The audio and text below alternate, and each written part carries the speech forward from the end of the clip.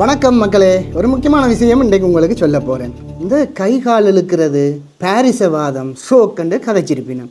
இதை பற்றி எங்களோட மக்களுக்கு சரியான விழிப்புணர்வு இல்லாதால இந்த நோயாளிகள் அவையின் தீவிரத்தன்மையை கூடுது. ஒன்றில் கைகால் ஃபுல்லாக இழுக்குது அல்லது அவர்கள் இறந்து போகிற தன்மை ஒன்று இருக்குது. யாழ்ப்பாணத்தில் சரி, இலங்கையில் சரி, ஒரு மிக முக்கியமான காணொலி ஒன்று நான் உங்களுக்கு பகிர போகிறேன். இந்த கைகால் இழுக்கிறது என்னத்தால் வாரது, டென்ஷன் ஆகினா வருமா, கோவப்பட்டா வருமா, நல்லா சாப்பிட்டா வருமா, என்ன காரணங்கள், பரம்பரையா என்று மக்களுக்கு ஒரு தெளிவில்லை. நிறைய பேருக்கு தெளிவில்லை. ஒரு முக்கியமான விஷயம், இந்த பாரிசவாதத்துக்கும் ஃபாஸ்ட் என்று சொல்கிறதுக்கும் ஒரு சம்பந்தம் இருக்குது. FAST, ஃபாஸ்ட்னா என்ன, வேகமா என்று நீங்கள் யோசிக்கலாம். இந்த ஃபாஸ்ட்டை மறந்துடாதீங்க. இந்த காணொலியின் இனியில் என்ன முக்கியமானது, இந்த FAST ஃபாஸ்ட் வடிவாக இந்த காணொலியை கலங்க முதலாவதாக சொல்ல போகிறேன். இந்த பாரிசவாதம் அல்லது ஸ்ட்ரோக்ன்றது என்னென்னு சொன்னால், எங்களுக்கு மூளை தான் இனியில் முக்கியமான இடம். சரியா, கண்ட்ரோலில் தான் எங்களுடைய டவர், எல்லாத்தின் கண்ட்ரோல், இதய துடிப்பு மையம், சுவாச மையம் எல்லாம் இதெல்லாம் இருக்குது. இந்த பின்னுக்கு நீள்வளை மையம், அப்படி நிறைய விஷயம் உடம்பை கண்ட்ரோல் பண்ணுறது இந்த மூளை தான். இந்த மூளைக்கு போகிற இரத்த குழாய்களில் ஏற்படுற அடைப்பு அல்லது இரத்த கசிவு, ஒன்றில் பிளாக் வரணும், இல்லாட்டி ப்ளீடிங் உள்ளுக்கு, ரெண்டும் இந்த பாரிசவாதம் ரெண்டு வகை இருக்குது. ஒன்று ஸ்கேமிக் ஸ்ட்ரோக்குன்னு சொல்கிறது, அடுத்து ஹெமரேஜிக் ஸ்ட்ரோக்குன்னு சொல்கிறது. அதாவது ஒன்று அடைப்பு, இன்னொன்று இரத்த கசிவு. உள்ளுக்கு அடைச்சாலும் பெறும், ரத்தம் கசிஞ்சாலும் பெறும். சரியான சின்ன இரத்த குழாய்கள் அங்கே இருக்குது சொல்லுங்க, அவங்கிற உடம்பில் மூளையெல்லாம் இருக்குது, சரியான சின்னங்கள். இப்போ அதுக்குள்ள கொழுப்பு படிவுகளோ அல்லது ஒரு ப்ரெஷர் கூடக்க ஒன்றில் அடைபடும் அல்லது வடிக்கும். இதுதான் ஸ்ட்ரோக். இந்த ஸ்ட்ரோக் என்னென்னு கண்டுபிடிக்கிறதுன்னு எங்களுடைய ஆட்களுக்கு தெரியாது. இப்போ திடீரென சில பேர் சொல்லுவினம், அப்போ படுத்திருந்தவர் கை கால் இழுத்து போட்டுதுன்னு ஒழும்புறார் இல்லை, ஆட்சி படுத்திருந்தவா கை கால் இழுத்து போட்டதுண்டு ஒழும்புறார் இல்லை. இப்போ யாழ்ப்பாணத்தில் சரி, இலங்கையில் சரி, உலகத்தில் இந்த அப்புவாச்சி கதையெல்லாம் இல்லை.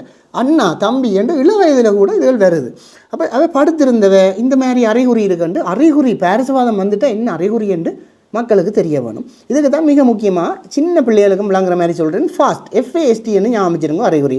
எஃப்ன்றது என்னென்னு சொன்னால் ஃபேஸ், முகத்தில்.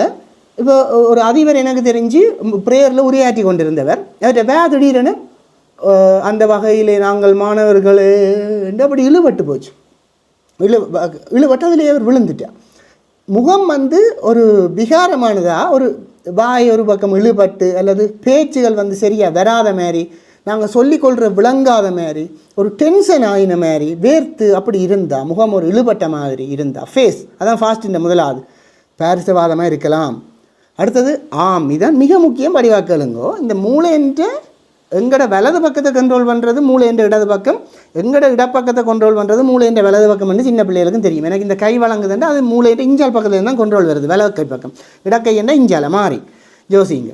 இப்போ ஒரு ஆள் சொல்கிறார் திடீரென, தம்பி எனக்கு இன்றைக்கு ஒழும்பு இல்லாமல் கிடக்குறா விடியப்புறம், என்ற விளக்கையும் விளக்காலும் தூக்கி இல்லாமல் கிடக்கு, சம்திங் ராங். இது இதுதான் ஃபாஸ்ட். இந்த FA சொல்கிறேன். இப்போ F சொல்லிட்டேன், ஃபேஸ், சொல்கிறேன். கை தூக்கி இல்லாமல் இருக்குது, இல்லை தூக்கினா பொத்தொன்று இப்படி விழும் கை, ரைட்டா. ஒரு பக்கம் கையை தூக்கி இல்லாமல் இருக்கிறது, அல்லது கை பலவீனமாக மாறின மாதிரி உணர்றது, ஒரு சூம்பி போனன்னு சொல்லுவீனம், ஒரு சோர்ந்த மாதிரி, விளக்கையும் விளக்காலம், அல்ல இடக்கையும் இடக்காலம்.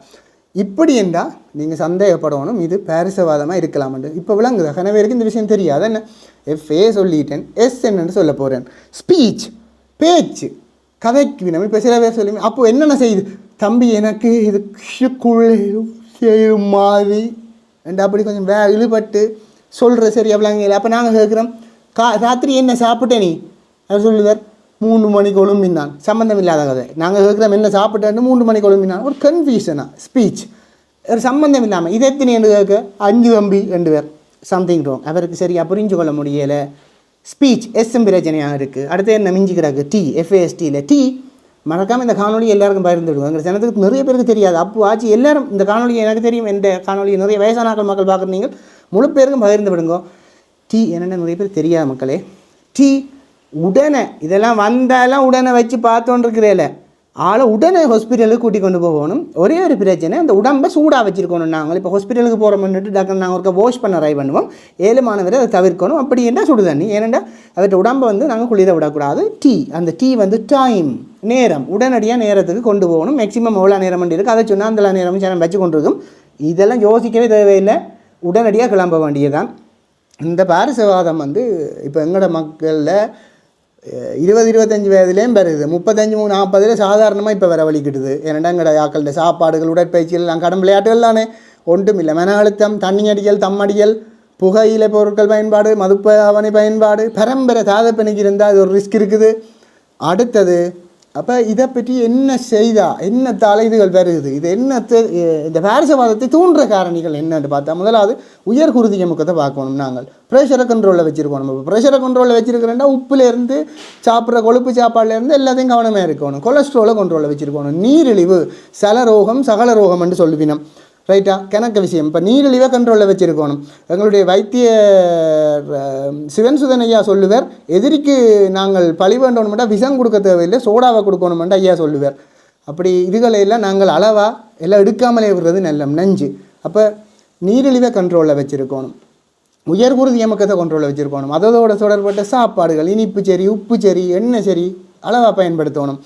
அடுத்தது முக்கியமாக உடற்பயிற்சி செய்யணும். நல்லா மன அழுத்தம் இருக்கக்கூடாது. மன அழுத்தம் கூட இதை தூண்டும்.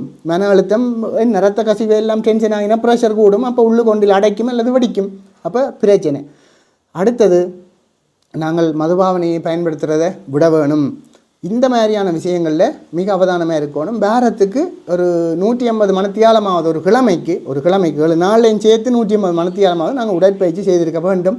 அப்போ இப்போ பாரசவாதம் வர இருக்க வேணுமென்றால் நாங்கள் எல்லாம் கண்ட்ரோலில் இருக்கணும். இது மட்டும் இல்லை, சில பேர் இப்போ இந்த வெஸ்டர்ன் மெடிசனுக்கு போவினோம். அதுதானே கடைசிக்கு அந்த எல்லாரும் போய் கடைசியாக ஹாஸ்பிட்டலுக்கு தான் வாரது, பெரிய ஆஸ்பத்திரிக்கு யாழ்ப்பாணம் தான் வாரது. அப்புறம் இடையில விளையாட்டுகள் காட்டி மருந்துகளை விட்டுருவினோம். அங்கே ஒரு தரட்ட போவினம், இஞ்சி ஒரு தரட்ட போவினம். மருந்தை நீங்கள் விட்டீங்களோ எல்லாம் டபுள் ரிவில் ஆகும். மருந்து எடுத்தால் தொடர்ந்து போடணும். இப்போ மருந்துகளை தொடர்ந்து பயன்படுத்த வேணும்.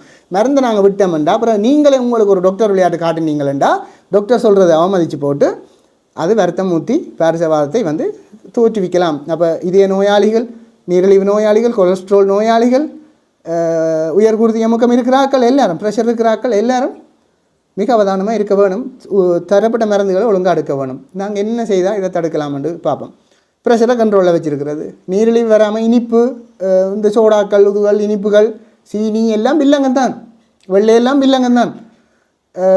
எண்ணெய் வகைகள், பொரிச்செண்ணெயை திரும்ப பயன்படுத்துறது, எண்ணெயில் அமிழ்ந்து நீந்திர மாதிரி பொரிகிற உணவுகள், உதாரணமாக மிதிவடிகள், ரோடுகள், வடைகள் அடிக்கடி சாப்பிடாமல் இருக்கிறது. அதை விட மதுபாவனையை விடுறது அறவே, புகையிலை பயன்பாட்டை முக்கியமாக தம் அடிக்கிறது, புகை பிடித்தலை விடணும். அது நல்லா ப்ரெஷரை கூட்டும். உப்புன்ற பயன்பாடு இதுகளை நாங்கள் கண்ட்ரோலில் வச்சுருக்கணும். கட்டாயம் உடற்பயிற்சி செய்யணும். மன அழுத்தம், ஆன்மீகம் அதுகளில் போய் மனதை நல்ல ஸ்மூத்தாக வச்சுருக்கிறது, இப்படியான விஷயங்களில் செய்யணும். உடற்பயிற்சி கிழமைக்கு 150 மணித்தியாலமாவது செய்தால் நல்ல. சமரி ஃபாஸ்ட் பாரசவாதம், ஃபாஸ்ட் பாரசவாதம். நீங்கள் என்ன நிறுவனம் திருப்ப சொல்கிறீங்க, எனக்கு மக்களுக்கு மண்டையில் ஏறணும். ஃபாஸ்ட் பாரசவாதம், fast face, A for arm, S for speech, T for time.